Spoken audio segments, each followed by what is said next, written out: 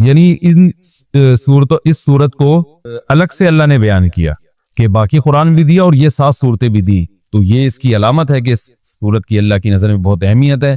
اور اللہ نے اس کی صفت یہ بیان کی، بار بار دہرائی جانے والی بار بار دہرائی جانے والی صورت، تو یہ بھی اس کی فضیلت ہے کہ بار بار نمازوں میں دہرائی جاتی ہے۔ نماز میں قرآن کا کوئی بھی حصہ اتنا زیادہ پڑھا جاتا ہے جتنی سورہ فاتحہ کو پڑھا جاتا ہے، تو بہت بڑی فضیلت ہے۔ اور آپ صلی اللہ علیہ وسلم نے فرمایا لم ينزل فی التوراۃ ولا فی الانجیل سورۃ مثل سورۃ الفاتحۃ ولا اعظم منها۔ آپ صلی اللہ علیہ وسلم نے فرمایا نہ اللہ نے تورات میں اس سے بہتر سورت نازل کی، نہ انجیل میں، اور نہ باقی قرآن میں اس سے بہتر سورت نازل کی۔ اور ایک اور حدیث میں آتا ہے کہ رسول اللہ صلی اللہ علیہ وسلم نے ارشاد فرمایا کہ اللہ تعالیٰ فرماتے ہیں قسمت الصلاۃ بینی و بین عبدی، اللہ تعالیٰ فرماتے ہیں میں نے اپنے اور بندے کے درمیان نماز کو ڈیوائیڈ کر دیا۔ تو یہاں نماز سے مراد فاتحہ ہے، یعنی اس کی اتنی اہمیت ہے کہ اللہ نے فاتحہ کو نماز سے تعلق کیا ہے۔ فرمایا کہ جب کوئی بندہ نماز میں کھڑا ہو کر کہتا ہے الحمدللہ رب العالمین، تو اللہ تعالیٰ فرماتے ہیں حمیدنی عبدی، میرے بندے نے میری حمد و ثنا کی، یعنی فرشتوں سے فخر سے کہتے ہیں۔ اور جب وہ کہتا ہے کہ الرحمن الرحیم، بڑا مہربان نہایت رحم کرنے والا، تو اللہ فرشتوں سے کہتے ہیں اثنا علی عبدی، میرا بندہ زبان سے میری تعریف کر رہا ہے۔ اور جب وہ کہتا ہے مالک یوم الدین، تو اللہ تعالیٰ فرشتوں سے کہتے ہیں مجدنی عبدی، دیکھو میرا بندہ میری بزرگی بیان کر رہا ہے۔ اور جب انسان، یہ تو وہ ہے جو اللہ، یعنی اللہ کا حصہ ہے، یعنی حدیث میں آتا ہے نا میں نے نماز کو اپنے اور بندے کے درمیان ڈیوائیڈ کیا، تو کچھ حصہ میرا ہے اور کچھ بندے کا ہے، تو یہ والا تو میرا ہو گیا، یہ میری تعریفیں کر رہا ہے یہ۔ اور فرمایا کہ جب یہ کہتا ہے ایاک نعبد و ایاک نستعین، اے اللہ ہم تیری عبادت کرتے ہیں، تجھ سے مدد طلب کرتے ہیں، تو اللہ تعالیٰ فرماتے ہیں ھذا بینی و بین عبدی، کہ میرے اور بندے کے درمیان ایگریمنٹ ہے، یہ توحید پر قائم رہے گا۔ اور اب اس نے جب ایگریمنٹ کر لیا اور میری تعریفیں بھی کر دی، تو اب ولی عبدی ما سأل، اس کا حصہ کیا ہے کہ اب جو یہ مانگے گا اس کو ملے گا۔ تو اب یہ مانگے گا کیا، اللہ تعالیٰ ہم پہ چھوڑ دیتے، ہم الٹی سیدھی مانگنا شروع کر دیتے، تو اس لیے اللہ نے فرمایا کہ بڑی چیز مانگو خود، کیونکہ اللہ کی رحمت جوش میں ہے اور اللہ کو پتہ ہے کہ میں دعا قبول کروں گا، تو اس لیے اللہ نے اچھی دعا مانگنے کا ہمیں حکم دیا جو اہم ہے۔ اور حکم کیا دیا، اہدنا الصراط المستقیم، کہ اللہ تو ہمیں سیدھے راستے پر چلا، صراط الذین انعمت علیہم غیر المغضوب علیہم ولا الضالین۔ تو یہ اس طرح سے اللہ تعالیٰ نے فاتحہ کو 2 حصوں میں ڈیوائیڈ کیا ہے حدیث کے مطابق۔ اور حدیث میں آتا ہے صحیح مسلم میں عبداللہ بن عباس رضی اللہ عنہ سے مروی ہے کہ آپ صلی اللہ علیہ وسلم کے پاس جبریل علیہ السلام بیٹھے ہوئے تھے، اچانک آپ نے ایک زوردار آواز سنی جو اس سے پہلے کبھی نہیں سنی تھی۔ تو جبریل نے فرمایا کہ یہ ایک آسمان کا دروازہ ہے جو کھلا ہے، جو آج سے پہلے کبھی بھی نہیں کھلا تھا، اس سے ایک فرشتہ نازل ہوا ہے، اور فرشتے نے نازل ہو کر پھر نبی صلی اللہ علیہ وسلم کو خوشخبری سنائی اور فرمایا ابشر بنورین اوتیتہما لم یؤتہما نبی قبلک فاتحۃ الکتاب و خواتیم سورۃ البقرہ۔ اس نے آپ صلی اللہ علیہ وسلم کو خوشخبری سنائی اور عرض کیا کہ یا رسول اللہ، آپ کو میں 2 ایسی قرآن کی صورتوں کی خوشخبری سنا رہا ہوں جو آپ سے پہلے کسی نبی کو نہیں دی گئی، تو ایک تو سورہ فاتحہ اور ایک سورہ بقرہ کا آخری حصہ، آمن الرسول بما انزل الیہ من ربہ والمؤمنون۔ تو یہ اس کی کچھ فضائل ہیں، اس سے معلوم ہوتا ہے کہ بہت بڑی فضیلت ہے۔ ایک فضیلت سورہ فاتحہ کی یہ بھی ہے کہ یہ دم میں بھی رقیہ کے کام آتی ہے۔ صحابی سے ثابت ہے کہ انہوں نے جن اتارا اور سورہ فاتحہ پڑھ کے ان پہ پھونک مارتے گئے اور وہ جن کے اثرات ختم ہوتے چلے گئے۔ تو اس لیے اگر کسی پہ خدا نخواستہ جادو یا جنات کے اثرات ہوں تو سورہ فاتحہ پانی پہ دم کر کے چھینٹے ماریں یا ویسے ہی پھونک ماریں، اس کا بہت فائدہ ہوتا ہے۔ یہ سورہ فاتحہ کیا جو ہے نا کچھ فضیلت تھی جو میں نے آپ کے سامنے بیان کی۔ اب اس کی کچھ تفسیر بیان کروں گا۔ سورہ فاتحہ میں نماز میں اس کا کیا مقام ہے؟ رسول اللہ صلی اللہ علیہ وسلم نے ارشاد فرمایا کہ من لم یقرأ بفاتحۃ الکتاب فلا صلاۃ لہ، بخاری کی حدیث ہے جو شخص سورہ فاتحہ نہیں پڑھتا اس کی نماز نہیں ہوتی۔ تو اتنی بات تو بہرحال ثابت ہے کہ سورہ فاتحہ نماز کا ایک ضروری حصہ ہے۔ اب اس میں اختلاف ہے فقہا کا کہ امام اگر پڑھ لے تو سب کی طرف سے کافی ہوگی یا نہیں ہوگی۔ اس میں امام ابو حنیفہ رحمہ اللہ تعالیٰ کا جو قول ہے وہ یہ ہے کہ امام اگر پڑھ لے گا تو مقتدیوں پہ پڑھنا لازم نہیں ہے بلکہ جائز ہی نہیں ہے، کیونکہ امام کی قرات مقتدیوں کے لیے کافی ہے۔ اور امام شافعی رحمہ اللہ تعالیٰ کی رائے یہ ہے کہ امام جب پڑھے گا سورہ فاتحہ تو مقتدی پر بھی واجب ہے، چاہے جہری نماز ہو یا سری نماز ہو۔ اور بعض ائمہ کے نزدیک سری نماز میں تو امام پڑھے گا اور جہری میں نہیں پڑھے گا۔ تو سب کے اپنے دلائل ہیں. امام شافعی رحمہ اللہ تعالیٰ کی دلیل ہے یہی حدیث کہ جو شخص فاتحہ نہیں پڑھتا اس کی نماز نہیں ہوتی. وہ کہتے ہیں اس میں تو یہ نہیں ہے کہ امام اور مقتدی کا فرق نہیں کیا گیا, لہذا سب کے بارے میں ہے یہ.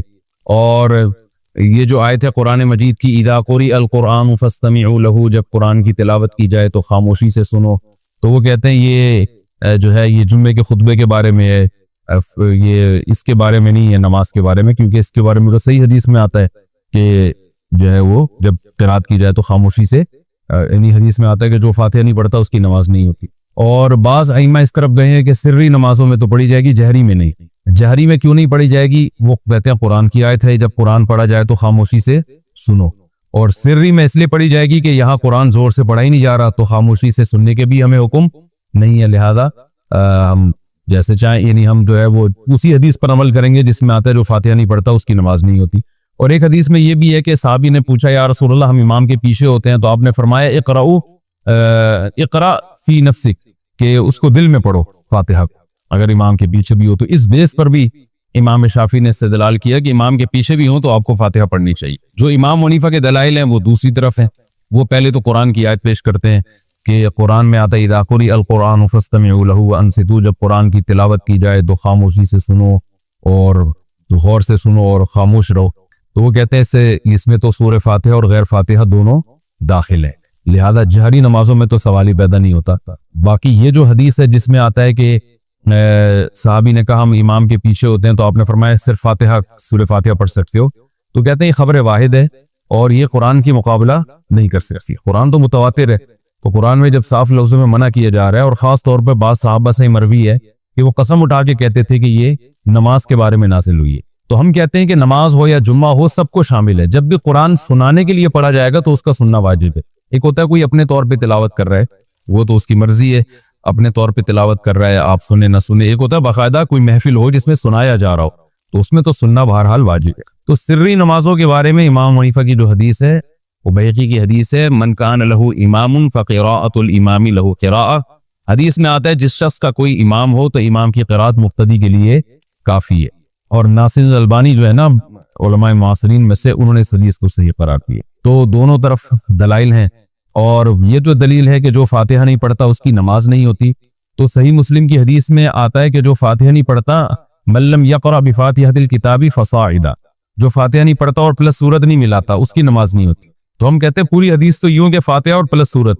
تو جیسے سورت کے بارے میں آپ کہتے ہیں کہ جو امام کے پیچھے کھڑا ہے وہ سورت نہیں پڑھے گا, امام کی سورت اس کے لیے کافی ہو گئی, تو ایسے ہی فاتحہ کے بارے میں بھی ہے. رہا یہ مسئلہ کہ حدیث میں آتا ہے کہ جو فاتحہ نہیں پڑھتا نماز نہیں ہوتی, تو اس سے مراد ہے حقیقتاً بھی نہ پڑھے حکماً بھی نہ پڑھے.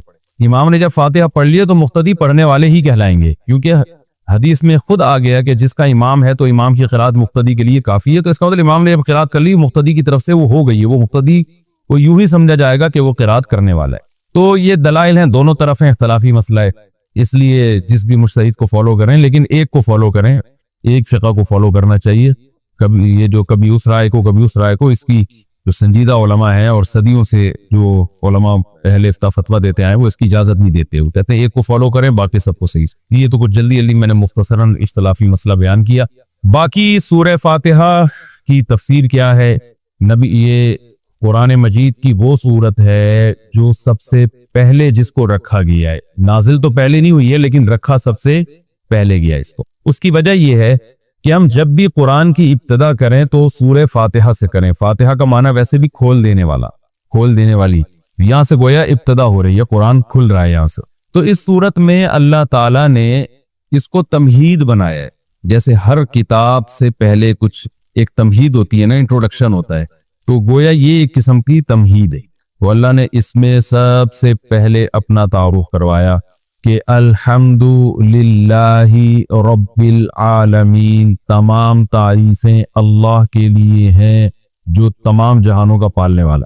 یہ جو للہ میں لام ہے نا, اس کو تخصیص والا لام بھی کہتے ہیں. گاڑی اردو ہے, سمجھ میں نہ آئے تو کوئی ایسی بات نہیں ہے, یوں سمجھ لیں کہ اسلام کا مطلب ہے تمام تعریفیں صرف اللہ کے لیے. یہ صرف بھی یہاں لگا ہوا, یعنی جتنی بھی تعریفیں ہیں, سخاوت ہے, جود و سخا ہے, بہادری ہے, یہ جو بھی کمالات سمجھے جاتے ہیں, علم والا ہے, رحمت والا ہے, تو تمام تعریفیں حقیقت میں صرف کس میں پائی جاتی ہے؟ اللہ.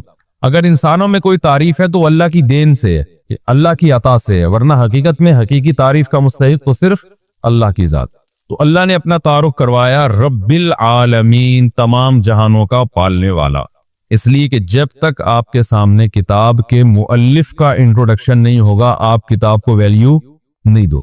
اگر آپ کے سامنے کوئی بازار میں کتاب رکھی ہوئی ہے، آپ نے دیکھا مصنف کا نام ہی سمجھ میں نہیں آ رہا، پتہ چلا جی وسیم گولے گنڈے والے نے لکھی ہے کتاب، یہ کتاب لکھی ہے وسیم گولے گنڈے والے نے، تو آپ کوئی گولے گنڈے والا تو خرید لے گا اس کو، لیکن میرا خیال ہے کوئی بھی عام آدمی، کوئی سمجھدار آدمی نہیں خریدے گا۔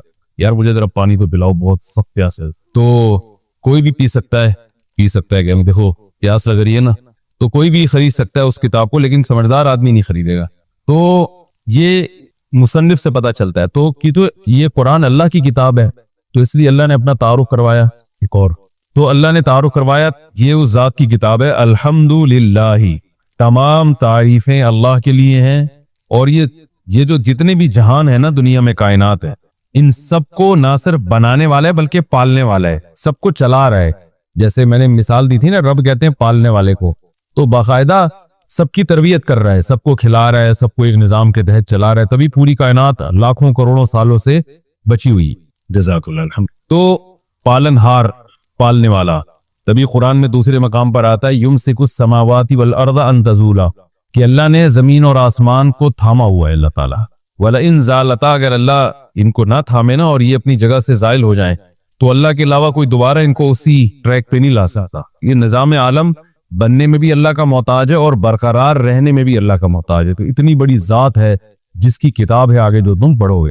الحمدللہ رب العالمین، العالمین عالم کی جمع ہے، عالم کہتے ہیں جہان کو، بہت سارے جہان ہیں۔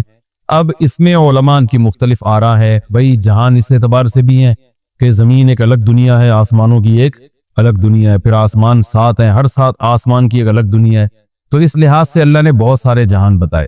اور بعض علماء کہتے ہیں اس لحاظ سے بہت سارے جہان ہیں کہ ایک جہان یہ دنیا کا ہے، ایک قبر کا ہوگا اور ایک آخرت کا ہوگا۔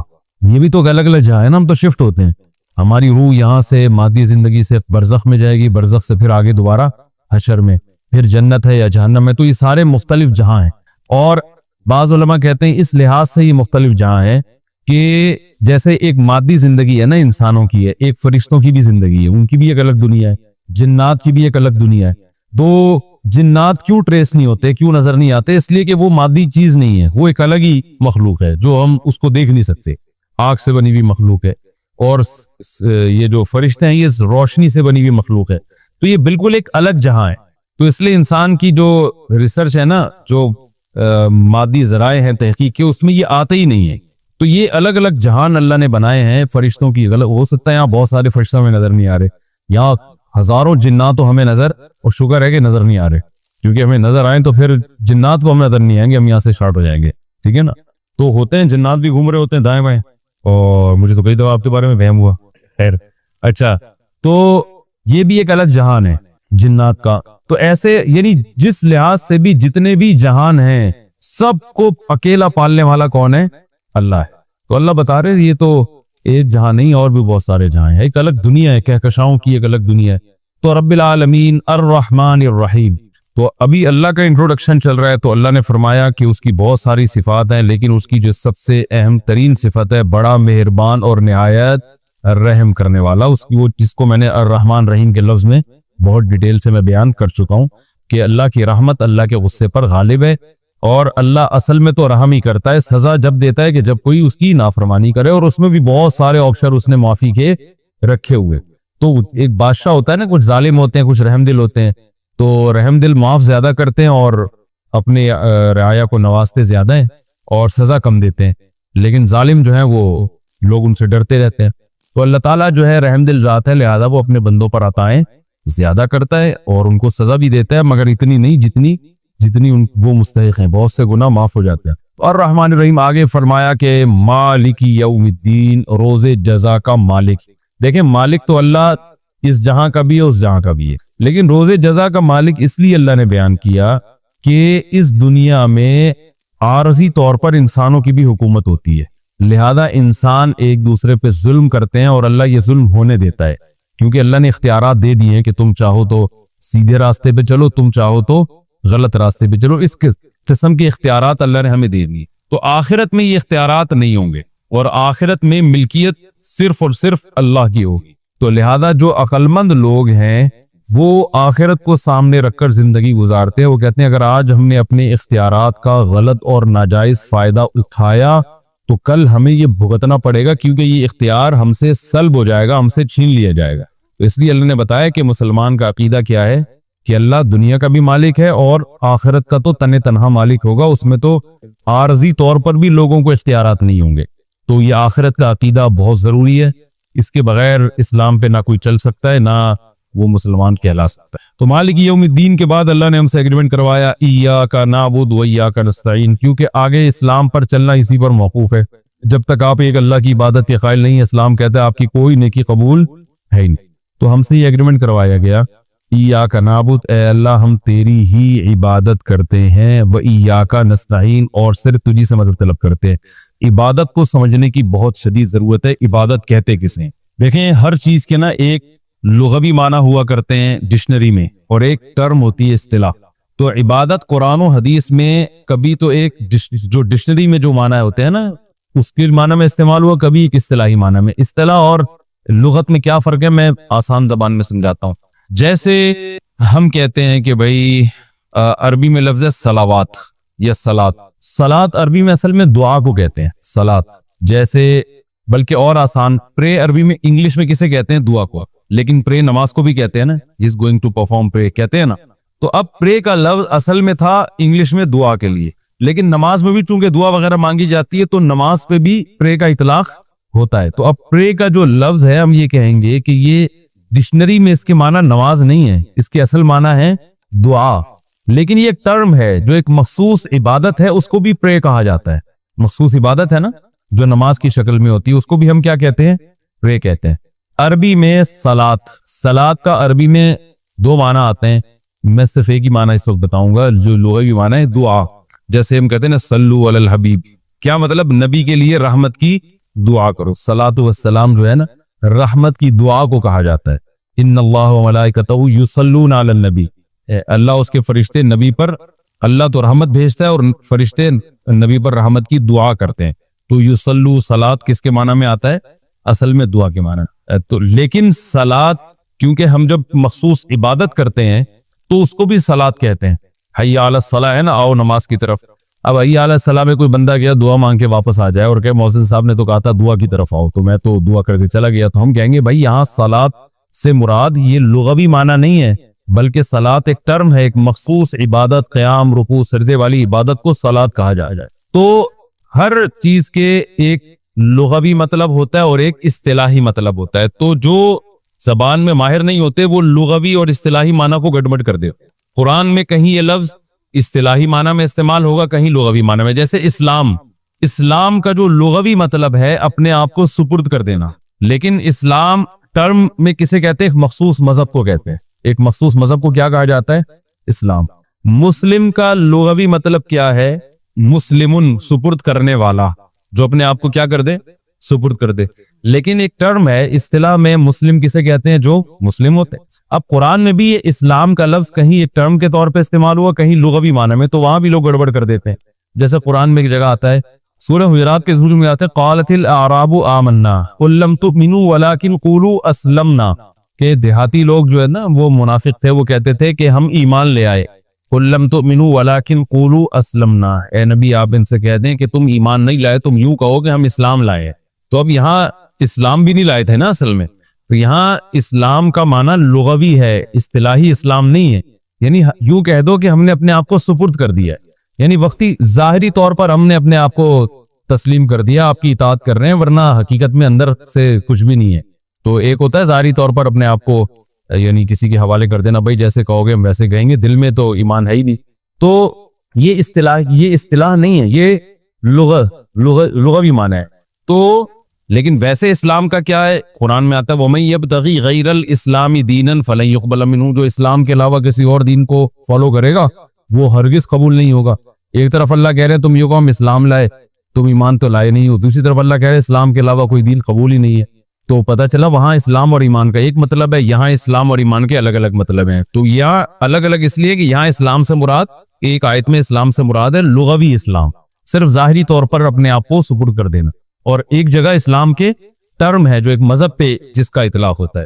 تو یہ لغوی اور اصطلاحی معنی میں فرق نہ ہونے کی وجہ سے نا بہت لوگ قرآن میں بھی کنفیوز ہوتے ہیں, اور کہاں کی, اور یہ آج کل جو تحریفیں ہو رہی ہیں نا قرآن کی آیتوں میں وہ اسی طرح سے ہو رہی کہ ایک لغت کا معنی تھا کچھ اور اصطلاح میں کچھ اور, تو وہ اصطلاحی معنی ادھر لگا دیا, وہ والا ادھر, تو ایسے گڑبڑ کر دیا. تو ایسے ہی خوب اچھی طرح سمجھ لیں کہ عبادت کے بھی ایک لغوی معنی ہے اور ایک اصطلاحی معنی, اور قرآن و سنت میں کہیں عبادت لغوی معنی میں استعمال ہوا ہے یہ لفظ, کہیں اصطلاحی معنی. تو عبادت لغت میں کہتے ہیں غلامی, کسی کی بھی آپ غلامی اختیار کریں گے تو آپ اس کی عبادت کرنے والے کہلائیں گے. یعنی عبادت سے مراد جس کو لغت میں ڈکشنری میں عبادت کہتے ہیں غلامی, تبھی عربی میں عبد کہتے ہیں غلام کو. آتا نا بنی عبد فلاں کا غلام تھا, پہلے غلام ہوا کرتے تھے تو عبد کہتے تھے غلام کو. حالانکہ عبادت جو ٹرم ہے اس معنی میں تو کسی کا غلام بننا جائز ہے ہی نہیں, وہ تو شرک ہو جائے گا. لیکن ایک جو ٹرم کے علاوہ جو لغوی معنی میں عبادت ہے وہ کسی کی بھی آپ غلامی اختیار کر سکتے ہیں. تو عبادت کے جو لغوی معنی ہیں وہ ہیں کسی کی غلامی اختیار کرنا. اور عبادت کے اصطلاحی معنی کیا ہے؟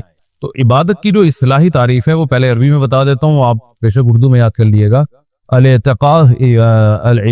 العبادت عبارت عن الاعتقاد بأن للمعبود سلطة غیبیة يقدر بها على النفع والضرر بدون سبب فكل دعاء وثناء وتعظيم ينشأ من هذا الاعتقاد فهي عبادة.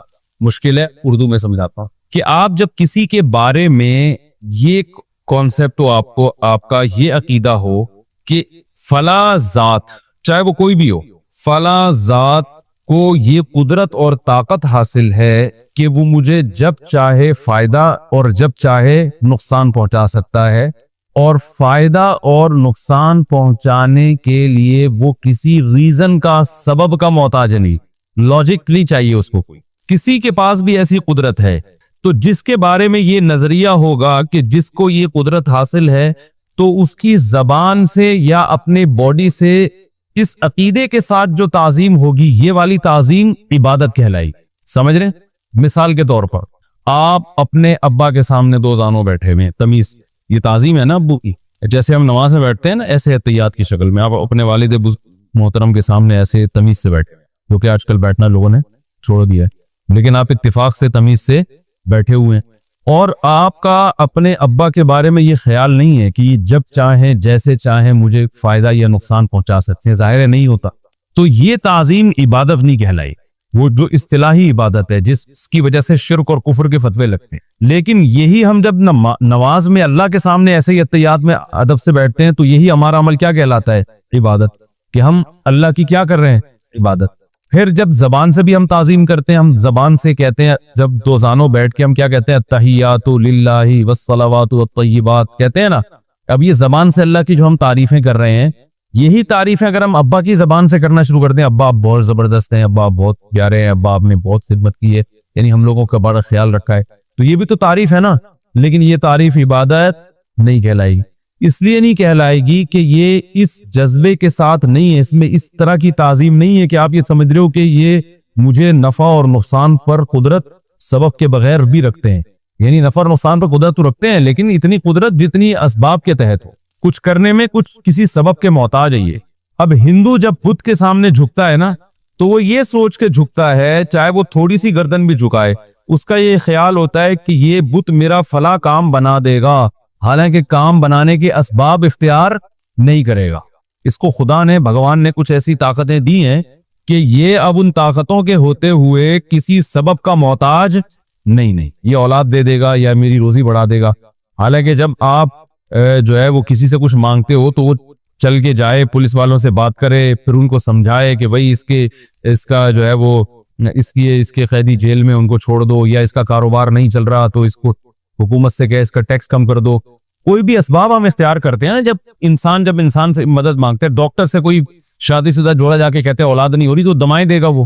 لیکن بت کے پاس جب آپ جاتے ہیں, پتھر کے بنے ہوئے بت کے پاس, اس سے اولاد مانگتے ہیں, تو آپ کا یہ نظریہ ہوتا ہے کہ آپ یہ سمجھتے ہیں کہ یہ کچھ کرنے میں کسی سبب کا محتاج نہیں.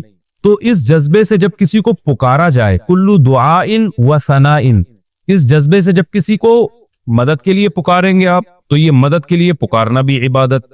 اس جذبے کے ساتھ جب آپ کسی کی زبان سے تعریف کریں گے، ثنا، تو یہ ثنا بھی عبادت کہلائے گی۔ اور اس جذبے کے ساتھ اب آپ کسی بھی طرح سے جب کسی کی تعظیم کریں گے، اس کو رسپیکٹ دیں گے، تو یہ رسپیکٹ دینا عبادت کہلائے گا۔ اسلام میں یہ عمل اللہ کے علاوہ کسی اور کے ساتھ جائز نہیں۔ سمجھ میں آ رہی ہے بات؟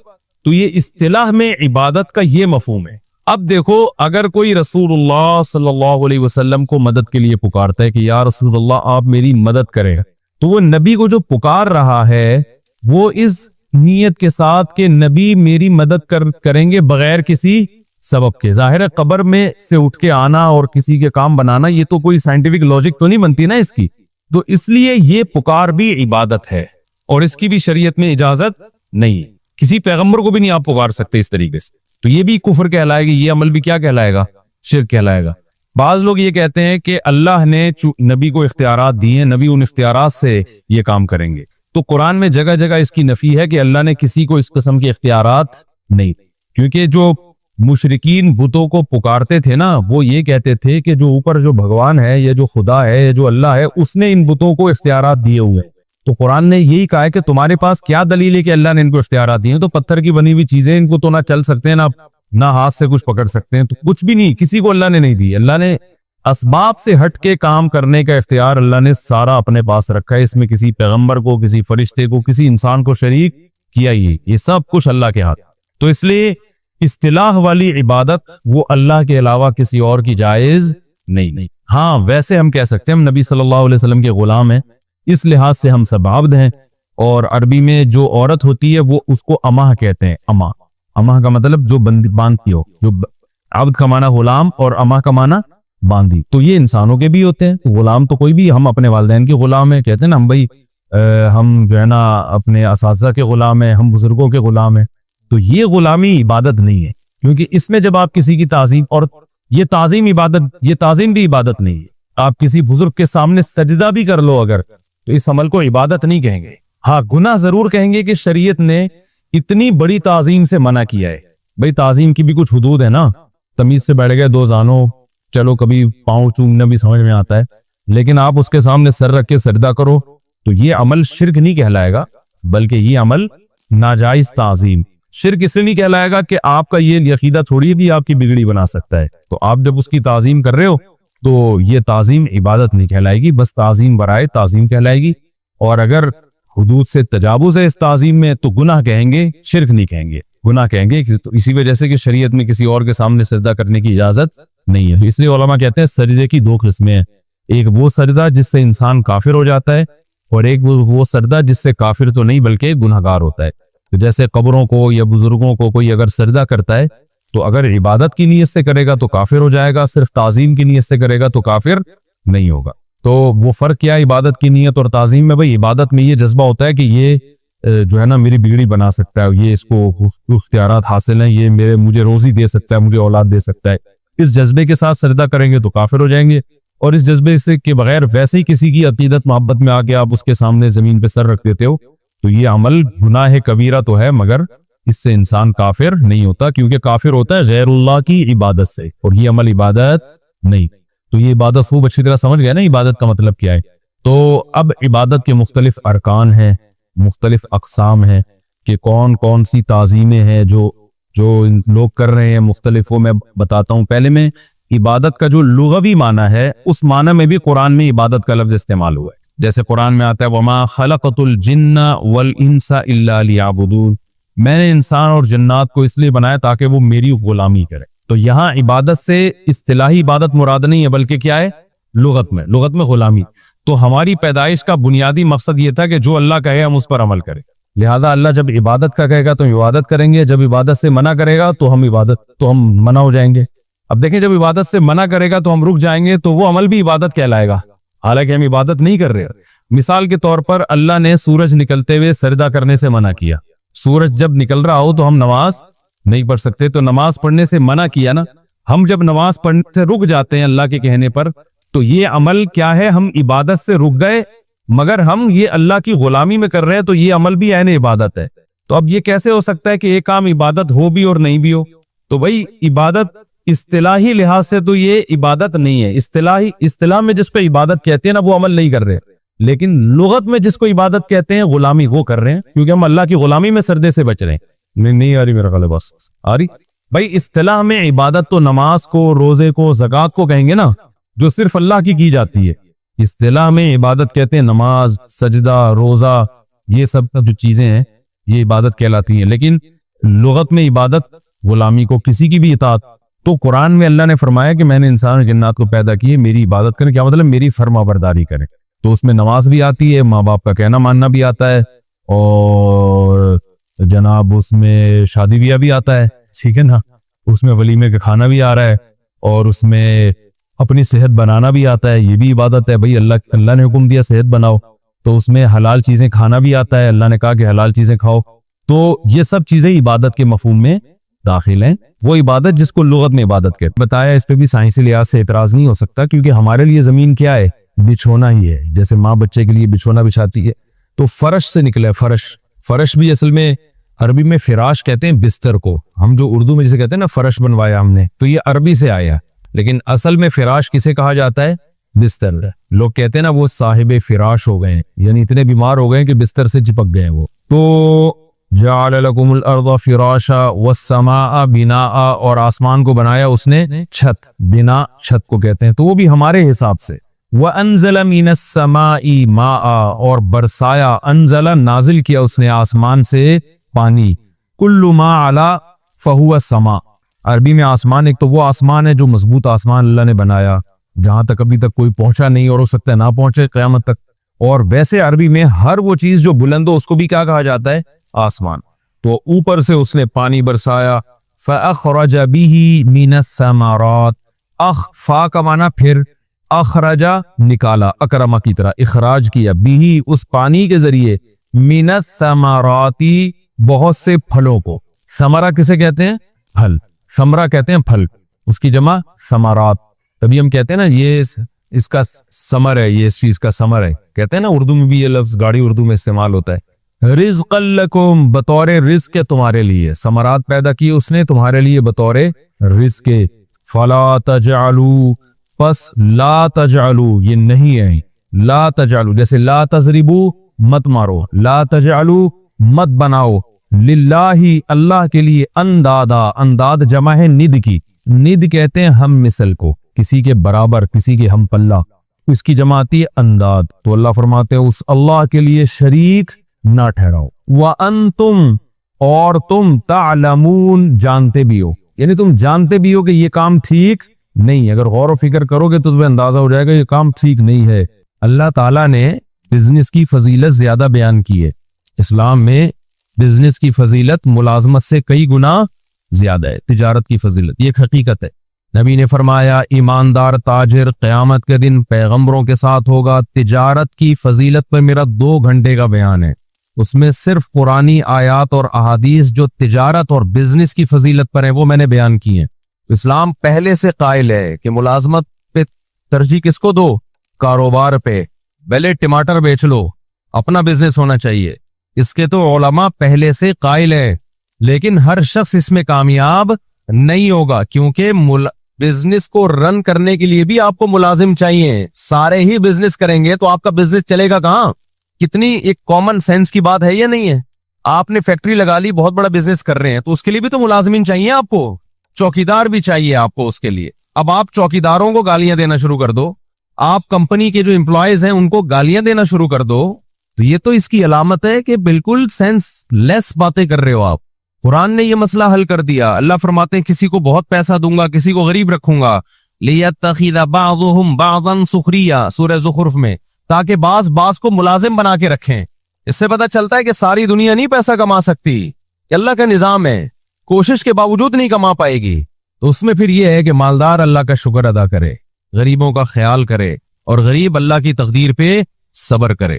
ہاں وہ غریب جو اپنی حماقتوں کی وجہ سے, سستی کاہلی کی وجہ سے غریب ہو, وہ تو شریعت کی نظر میں بھی برا ہے.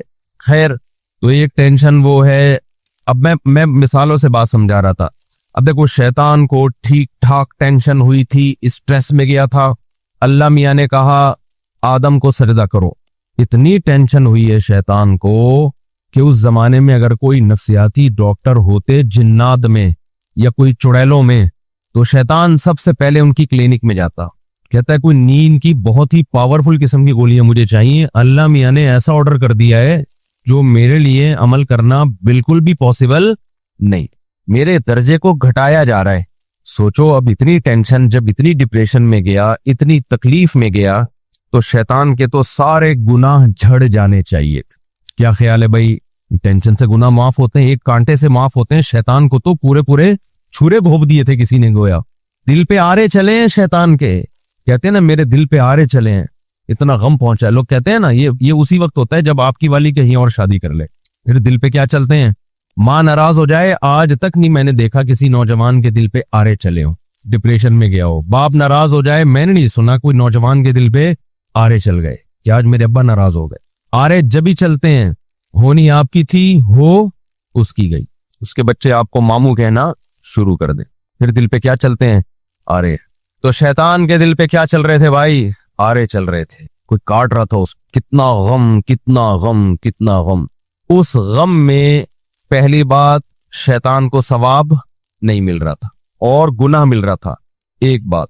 नंबर 2, उस गम में शैतान को ना सिर्फ ये कि सवाब नहीं मिल रहा था बल्कि गुनाह मिल रहा था। दूसरा नुकसान उस टेंशन का, ये मैं उस टेंशन के नुकसानात बता रहा हूं जो गलत होती है, जो होनी नहीं चाहिए। मौका शुक्र का हो और आप जा किस में रहे हो? टेंशन में। फिर मैं बताऊंगा आज भी यही हो रहा है मार्केट में जो आज टेंशन चल रही है ना, वो यही वाली चल रही है, और उसमें फिर वही कुछ हो रहा है जो शैतान कर रहा था, क्योंकि इस टेंशन के साइड इफेक्ट बहुत ज्यादा हैं, जो बनाई भी टेंशन होती है। तो पहला काम, शैतान को उस टेंशन में सवाब नहीं मिल रहा था।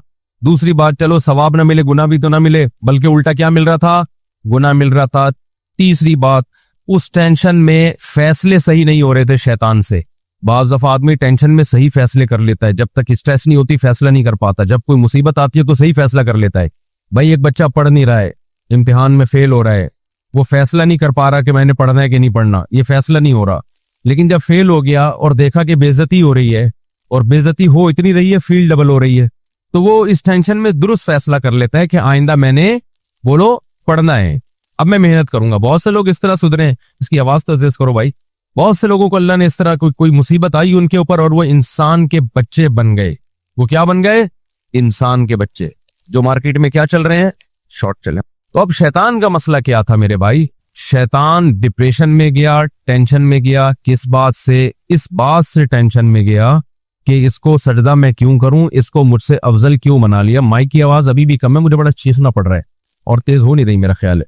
तो इस टेंशन में शैतान ने 3 गलतियां की हैं, उसके 3 साइड इफेक्ट हुए, क्योंकि ये टेंशन गलत हो रही थी।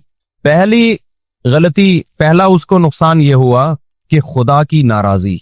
पहला नुकसान ये हुआ कि सवाब नहीं मिला इस टेंशन पे। वो टेंशन भी तो एक मुसीबत है ना, एक अजाब है, तो अपने आप को बिला वजह के अजाब में डाला, उसने टेंशन में डाला। ये एक साइड इफेक्ट। नंबर 2, इस पे सवाब नहीं मिला उसको, बिला वजह का अजाब। नंबर 2, गुनाह मिला उसको। और नंबर 3, इस टेंशन में फैसले क्या किए उसने? गलत। होना ये चाहिए था कि जब उसको टेंशन हुई वो जाके थोड़ा आराम करता। ए अल्लाह, अभी तो मुझे समझ में नहीं आ रहा, तूने आदम के बारे में हुक्म दिया कि मैं सजदा करूं, मैं बहुत टेंशन में उस वक्त, तो अल्लाह कल देखूंगा, इस बारे में गौर करके तुझे बताऊंगा। बात ये भी गलत थी भाई, अल्लाह का ऑर्डर फौरन पूरा करो, लेकिन डिले कर देता। क्या ख्याल है भाई? अभी फैसला नहीं हो रहा, अभी मैं बहुत गुस्से में हूं।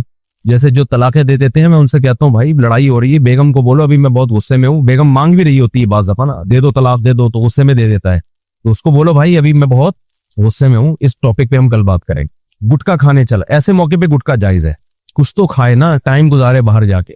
गुटखे का इलाज हो जाएगा, तेजाब से कुलियां करा देंगे, डिटॉल से कुलियां करा देंगे हम उसको, तलाक कर इलाज नहीं होगा। तो अब क्या है? फैसले गलत। वो गलत फैसला शैतान का क्या था? भाई रिलैक्स हो जा, किसी डॉक्टर के पास चला जा, 2 टैबलेट खा के सो जा, जब जरा स्ट्रेस और खिंचाव कम होगा फिर फैसला करना। ना ना ना ना, फैसले भी सारे अभी होंगे। वो फैसला क्या है? अल्लाह का तो कुछ बिगाड़ नहीं सकता था। उसने कहा कि ए अल्लाह, इस शैतान, इस आदम की वजह से मैं मरदूद हुआ ना, तो तू मुझे क़यामत तक जिंदगी दे, मैं इस शैतान आदम और इसकी जुर्रियत को पूरा जोर लगा दूंगा, जन्नत में जाने नहीं दूंगा, कुछ भी हो जाए, ऐसी की तैसी। ये नहीं सोच रहा बेवकूफ कि इसका आदम और उसकी औलाद को तो नुकसान होगा, कमबख्त तुझे क्या फायदा होगा इसका? क्या इस पे तुझे क्या क़यामत के दिन कोई निशाने हैदर दिया जाएगा या कोई शील्ड दी जाएगी तुझे तेरी खिदमत पे? ये तेरी बरादरी तुझसे खुश हो जाएगी कि अब्बा ऐसा काम करके गए कि मजा आ गया है? भाई कुछ भी नहीं होगा, बल्कि इससे तुझे और नुकसान होगा। तू हमेशा के लिए अल्लाह का दुश्मन करार पाएगा, फिर मैदान हशर में तेरा हिसाब होगा, फिर तुझे हमेशा हमेशा के लिए जहन्नम की आग के हवाले कर दिया जाएगा। तो क्यों इतनी बड़ी मुसीबत मोल ले रहा है? लेकिन टेंशन जब बनाई हुई होती है ना, खुदा की तरफ से ना हो, आपकी अपनी बनाई हुई टेंशन हो, उसमें दुरुस्त फैसले नहीं होते। एक मुसीबतें अल्लाह की तरफ से आती हैं और एक इंसान की बनाई हुई होती हैं। जो बनाई हुई मुसीबतें हैं उनमें दुरुस्त फैसले नहीं होते, बल्कि उस टेंशन में जो फैसला करोगे वो उससे बड़ी टेंशन का जरिया बनेगा। समझ में आ रही है कि नहीं आ रही है? बहुत अहम बातें, अल्लाह करे किसी तरह खोपड़ी शरीफ में बैठ जाए। तो उल्टा ही फैसला कर लिया उसने बोला अल्लाह मुझे मोहलत दे दे, अब देख मैं इस शैतान आदम और उसकी औलाद के साथ करता क्या हूं। अल्लाह मियां ने कहा जा भाई, खुला मैदान है, मैंने आदम को बनाया, मैं पैगंबरों को भेज के समझाता रहूंगा, जो तेरी बातों में आएंगे तुझे फॉलो करेंगे, लेकिन मेरे नेक बंदे तू हर तरह का हरबा इस्तेमाल कर लेगा, तेरा हरबा उनके ऊपर नहीं चलेगा। ये है खुला मैदान है, मैच है, इनिंग है, जा तू भी खेल और मेरे नेक बंदे भी खेलेंगे तेरे साथ। और ये मुकाबला अब तक चल रहा है और क़यामत तक बोलो चलता रहे। तो शैतान ने क्या किया, इस टेंशन में फैसला सही किया या गलत? गलत। तो इससे पता चलता है मेरे भाई, अगर मैं और आप गलत चीज की टेंशन ले रहे हैं तो उस टेंशन में 3 अजाब में मुब्तला कर रहे हैं। नंबर 1, टेंशन में आप खुल के मुसीबत, ये एक नया। नंबर 2, इसी को नंबर 1 में शामिल करने कि ये टेंशन बराए टेंशन, इस पे सवाब नहीं मिलेगा। नंबर 2, सवाब के बजाय उल्टा गुनाह मिलेगा। जैसे शैतान अब तक डिप्रेशन में है और जहन्नम में और ज्यादा डिप्रेशन बढ़ जाएगी उसकी। तो हम भी अगर गलत चीजों पे टेंशन लेंगे तो हमारी डिप्रेशन भी बढ़ेगी और उल्टा उस डिप्रेशन पे हमें सवाब के बजाय गुनाह मिलेगा। और तीसरी बात, हम फैसले गलत करेंगे जिससे हमारी टेंशन और बढ़ेगी, जो कि आज हो रहा है। अब मैं मिसाल से बात समझाता हूं। आज जो लोगों को टेंशन हो रही है ना, वो हुब्बे दुनिया की वजह से हो रही है। शैतान में क्या था, वो ये देख रहा है कि मेरे पास क्या क्या नेमतें हैं, वो ये देख रहा है कि मुझे क्या नेमत नहीं मिली। ये नहीं देख रहा कि मुझे कौन कौन सी नेमतें मिली हुई हैं। वो ये देख रहा है कि मुझे ये वाली नेमत नहीं मिली कि मैं आदम से भी अफजल हूं अल्लाह की नजर में, मैं ये मकाम चाहता था। यानी वो ये देख रहा है कि मैं 22वें ग्रेड का ऑफिसर क्यों नहीं हूं, मैं 21वें का क्यों हूं। अबे तू ये देख के 21वें का लाखों के मुकाबले में कितनी बड़ी फजीलत रखता है 21वें ग्रेड का ऑफिसर। समझ में नहीं आ रही मेरे ख्याल है बात। एक औरत ये सोच रही है कि मैं मर्द क्यों नहीं हूं, मुझे अल्लाह ने औरत क्यों बनाया। वो ये नहीं देख रही कि अल्लाह मुझे गधा घोड़ा हैवान भी बना सकता था, मुझे इंसान बना दिया उसने। एक आदमी ये देख रहा है कि मैं 17वां ग्रेड का ऑफिसर क्यों नहीं हूं, वो ये नहीं देख रहा कि मुझसे मातहत कितने लोग हैं जिन पर अल्लाह ने मुझे फजीलत दी है, वो भी तो अल्लाह की दी हुई फजीलत है। एक आदमी ये देख रहा है कि मेरी सेहत, वो जो क्या है, आर्नल्ड है, क्या नाम है उसका, जो बॉडी बिल्डर आर्नल्ड, मेरी सेहत आर्नल्ड ऐसी क्यों नहीं है। वो ये नहीं देख रहा कि तू अस्पताल में जा, टीबी के और कैंसर के मरीज नजर आएंगे, तू शुगर अदा करके तू दौड़ रहा है, चल रहा है, भाग रहा है, तुझे अल्लाह ने इन लाखों लोगों पे फजीलत दी है, तू मुकाबला कर रहा है आर्नल्ड से। हर आदमी अपने आप को अपने से बड़े से कंपेयर कर रहा है, हालांकि उससे छोटे लाखों नहीं है, करोड़ों हैं जिन पर अल्लाह ने इसको फजीलत दी है। ये कमबख्त इस पे रो रहा है कि मेरा जाती घर क्यों नहीं है। तुझे ये नहीं पता कि बहुत से लोग किराए पे भी नहीं रहते, जाओ छपड़ों में जाके, रोडों पे जाके देखो, पड़े हुए हैं। ये नाशुक्री है। ये ऐसे है कि शुक्र का मौका था और टेंशन ले रहा है। इसका मतलब 0 से भी टेम्परेचर नीचे गिरा हुआ है और इसको गर्मी लग रही है, इसको हीटर लगाना था और ये एयर कंडीशन की बातें कर रहा है। समझ में आ रही है कि नहीं आ रही है? मौका था हीटर लगाने का, ठंड हो रही है, और ये क्या तलाश कर रहा है, कह रहे मेरे पास एयर कंडीशन के पैसे नहीं है। ओ भाई तू हीटर नहीं, इस्त्री जला के गर्मी हासिल कर ले, एसी की बातें मत कर तू। आज मेजॉरिटी को जो टेंशन है ना, वो इस बेस पे है। फिर कहते हैं खुशियां ही नहीं है जिंदगी में। تو میں ان سے کہتا ہوں تمہاری زندگی میں جو خوشیاں نہیں ہے نا، اس پہ یہ نہ سمجھو کہ اس پہ اللہ تعالیٰ تم سے کہے گا کہ چلو دنیا میں بیچارہ غمزدہ ہے تو آخرت میں کیا دے دوں گا میں اس کو خوشیاں. میں نے کہا تمہیں نہ دنیا میں ملی نہ آخرت میں، نہ دنیا میں خوشیاں ملیں گی اور آخرت میں بھی کیا ہوگے؟ محروم. اللہ کہے گا موقع خوشی کا تھا اور تو منا کیا رہا ہے؟ غم. ہم اللہ اس کے رسول سے پوچھتے ہیں کہ اے اللہ سردی والا ٹیمپریچر کب شروع ہوتا ہے؟ صحیح ہے نا کہ ہمیں اس وقت سردی لگنی چاہیے. بھائی دیکھو دوبارہ مثال سمجھا دیتا ہوں. 26 ڈگری جب ہوتا ہے نا ٹیمپریچر تو بھی انسان کو تھوڑی تھوڑی ٹھنڈ لگ رہی ہوتی ہے. لوگ نارملی اے سی کا ٹیمپریچر کتنا رکھتے ہیں؟ بولو نا 26 یا 28. بہت کوئی سائبیریا سے آیا تو 18 پہ لے آئے گا.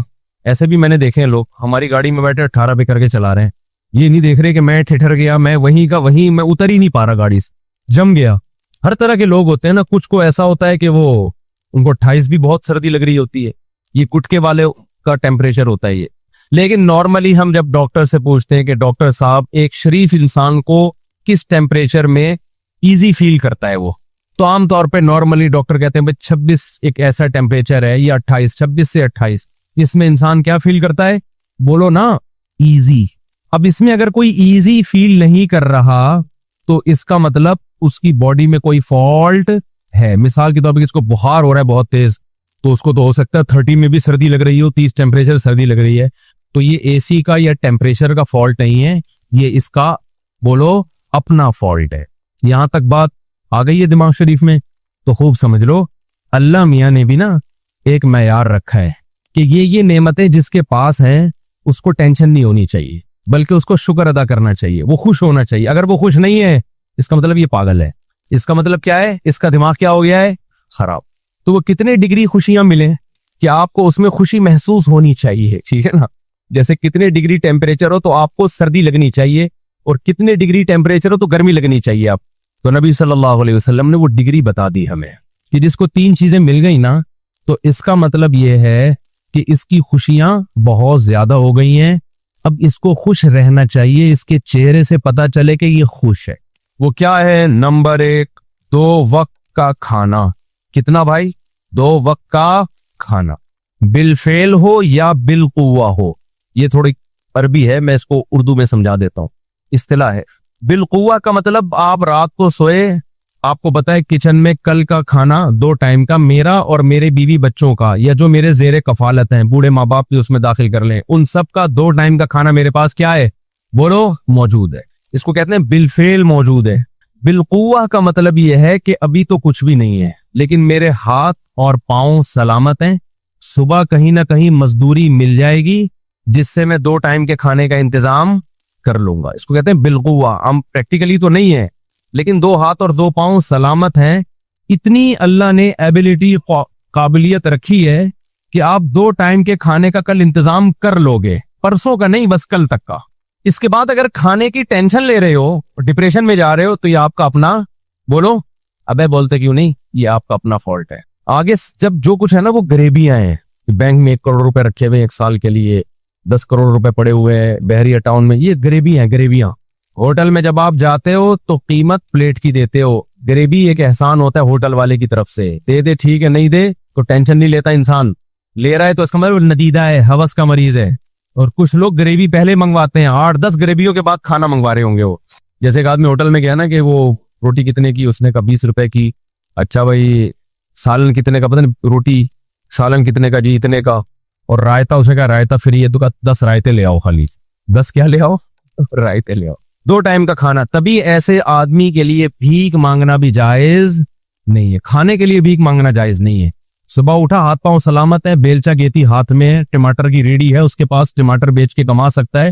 اس کے لیے ہاتھ پھیلانا کسی کے سامنے کھانے کی ضرورت کے لیے جائز بولو نہیں ہے، کیونکہ اللہ کا دیا اس کے پاس رزق بہت ہے. نمبر 2 رہائش.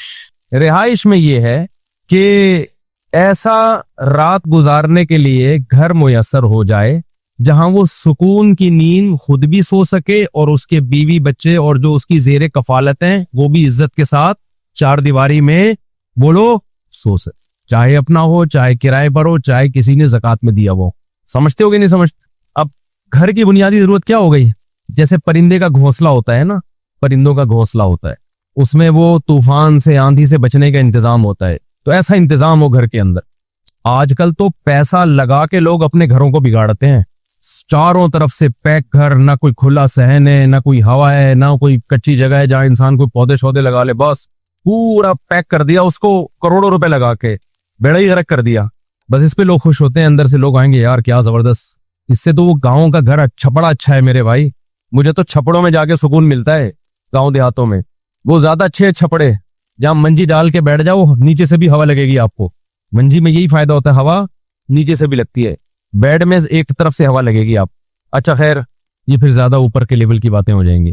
تو گھر کا انتظام. تیسرا انتظام, جسم کسی بڑی بیماری سے محفوظ. لباس بھی داخل ہے اس میں, نان نفقے میں لباس کا بھی انتظام ہو کہ آدمی ستر چھپا سکے, پراپر ڈریس ہو, عزت کے ساتھ کہیں آ جا سکے. اور چوتھی چیز ہے جسم کسی بڑی بیماری سے محفوظ. یہ چھوٹی موٹی چھینکیں, نزلہ زکام, کھانسی, میرے ہر طرح کے لوگوں سے واسطہ ہوتا ہے نا. خان کے بہت سینئر ڈاکٹر سے میری سفر میں ملاقات ہوئی, تو میں نے کہا نزلہ زکام کھانسی, انہوں نے کہا WHO کی طرف سے نا ایسا آدمی جو چھینکتا ہے, کھانستا ہے, نزلہ ہو جاتا ہے سال میں 1 دفعہ, اس کا شمار بیمار لوگوں میں بولو نہیں ہو, بلکہ جس کو کبھی بھی نزلہ نہیں ہوتا وہ بیمار ہے. کمال کی بات ہے یا نہیں؟ انہوں نے کہا جو وائرل پھیلتے ہیں نا, جو وائرس پھیلتے ہیں نا, جو وائرل بیماریاں نہیں ہوتی کہ ابھی یہ چل رہا ہے تو وہ چل رہا ہے تو فلانا, آج کل کراچی میں آنکھیں آئی ہوئی ہے نا, تو یہ وائرل بیماریوں میں بیمار ہونا زیادہ بہتر ہے. اس سے آپ کا امیون سسٹم کیا ہوتا ہے, بڑھتا ہے, اور یہ اپنا ٹائم پورا کر کے نکل لیتی ہیں. تو یہ چیزیں بیماریوں میں شامل نہیں ہیں. بڑی بیماری سے محفوظ ہو جس سے تکلیف ہو رہی ہے آپ کو. نزلے میں تو آپ کو تھوڑی, سامنے والے کو تکلیف ہوتی ہے جس پہ چھینکتے ہو آپ, اور جو بلغم کے بڑے بڑے تھپیڑے آپ وضو خانے میں پھینکتے ہیں تو ان کو تکلیف ہوتی ہے, آپ کو تھوڑی ہوتی ہے. زیادہ کہہ گیا میں شاید. تو بڑی بیماری سے باڈی کیا ہو, محفوظ. تو جس کو یہ نعمتیں مل گئیں, نبی صلی اللہ علیہ وسلم کی حدیث کا مفہوم ہے, اللہ نے پوری دنیا کی دولت سمیٹ کے اس کے قدموں میں ڈال دی ہے. بے شک اس کے پاس بیکن ہاؤس اور سٹی اسکول کی فیسوں کے پیسے نہیں ہوں. آپ کہو گے پھر بڑا آدمی کیسے بنے گا, جب اتنے مہنگے اسکول میں نہیں پڑھے گا تو بڑا آدمی کیسے بنے گا؟ اگر بچے کو آپ نے دنیا کی محبت اس کے دل سے نہیں نکالی میرے بھائی, تو پھر ان اسکولوں سے پڑھ کے وہ بڑا انسانوں کی نظر میں بنے گا, اللہ کی نظر میں وہ قارون اور فرعون کہلائے گا. وہ کیا کہلائے گا؟ قارون اور فرعون. اس زمانے میں جب مصر میں فرعون کی حکومت تھی, لوگ کہتے تھے موسیٰ کلیم اللہ معاذ اللہ چھوٹے آدمی ہیں, اور بڑا کون ہے؟ قارون ہے. ایجوکیٹڈ کون ہے؟ قارون. اس کو بزنس کرنا آتا ہے, بزنس سکھاتا تھا وہ لوگوں کو. بڑا کون ہے؟ فرعون ہے. تبھی موسیٰ کلیم اللہ کو یہ تانے دیے جاتے تھے. فرعون بھی کہتا تھا ام انا خیر من ھذا الذی ھو مہین, میں بہتر ہوں یا یہ؟ اور ان کو معاذ اللہ کہتا تھا یہ جو کمتر ہیں, یہ سوال کرتا تھا کہ یہ اتنے کمتر آدمی ہیں تو ان سے مجھے کیسے کمپیئر کر رہے ہو؟